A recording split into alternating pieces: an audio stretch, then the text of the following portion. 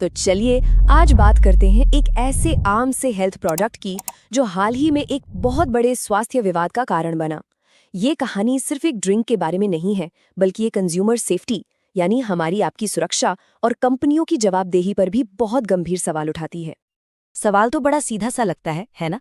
लेकिन इसके जवाब को ढूंढने में ही भारत में पब्लिक सेफ्टी के लिए एक 8 साल लंबी लड़ाई लड़नी पड़ी।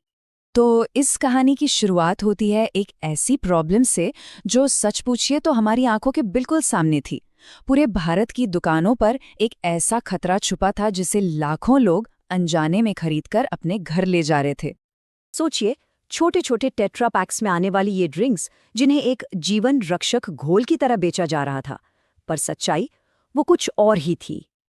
तो इस पूरे मामले के बीच में आती है इस कहानी की असली हीरो, एक ऐसा इंसान जिसने इस खतरनाक धोखे के खिलाफ आवाज उठाने की ठानी। देखिए, एक बाल रोग विशेषज्ञ होने के नाते वो डिहाइड्रेशन से जूझ रहे मरीजों, खासकर बच्चों को बहुत ज्यादा चीनी वाले ड्रिंक्स देने के गंभीर खतरों को फर्स्ट हैंड जानती थी। ये सिर्फ बेअसर नहीं था, ये सीधे सीधे खतरनाक था।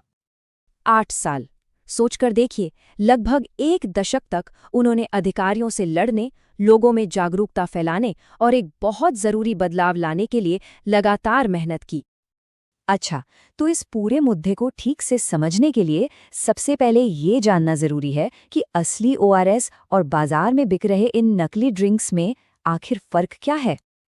देखिए, असली ओआरएस कोई मामूली सा मीठा ड्रिंक नहीं है। ये विश्व स्वास्थ्य संगठन यानी WHO से मंजूर एक सटीक, जीवन बचाने वाला मेडिकल फॉर्मूला है। और यही है पूरी प्रॉब्लम की जड़।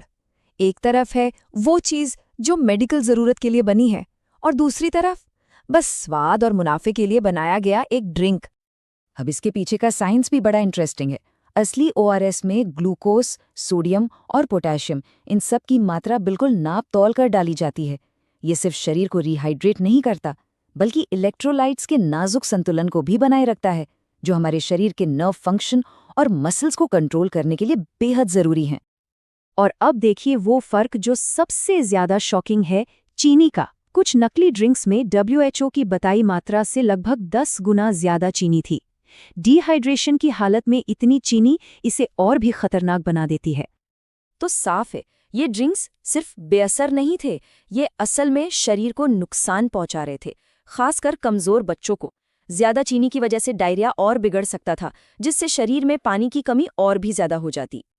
तो इतनी लंबे लड़ाई के बाद आखिरकार एक बड़ी कामयाबी मिली। चलिए देखते हैं कि हालात बदलने कैसे शुरू हुए। साल था 2025, महीना अक्टूबर का, जब FSSAI यानी भारत की फूड सेफ्टी अथॉरिटी ने आखिरकार इस मामले में दखल दिया और इस मुद्दे को हमेशा के लिए सुलझाने के लिए नए कड़े निर्देश जारी किए। इन नियमों को हर तरह के कन्फ्यूजन को खत्म करने के लिए बनाया गया था। सबसे पहली बात तो ये कि अब सिर्फ WHO फॉर्मूला वाले प्रोडक्ट ही खुद को ORS कह सकते हैं।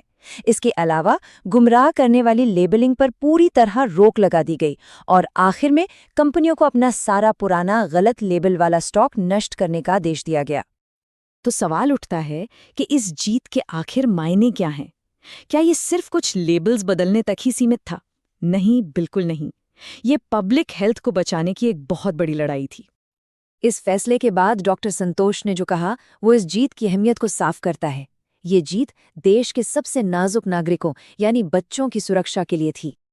तो अब से जब भी ORS खरीदना हो तो असली की पहचान कैसे करें? बहुत आसान है।